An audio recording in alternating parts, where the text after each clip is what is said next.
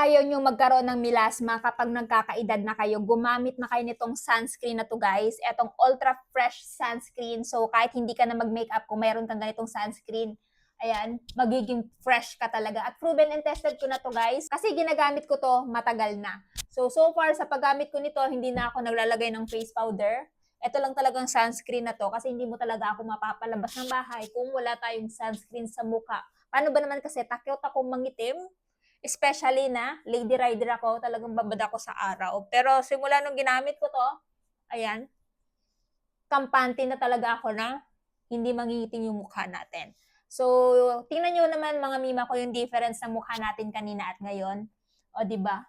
Instant glow ka na, instant puti ka na, at the same time, fast absorb din itong Hikari Ultra Fresh Sunscreen. Napakarami na din ng magagandang reviews dito. At the same time, napakarami na din sold nito. Kaya naman, kung naghanap kayo ng sunscreen na nakakapagpa-fresh, at the same time, protected yung mukha ninyo dahil meron itong SPF 50+++, ito talaga yung may re-recommend ko. So, kung gusto nyo na itry ito, idadrop ko na lamang yung link nito dyan sa baba.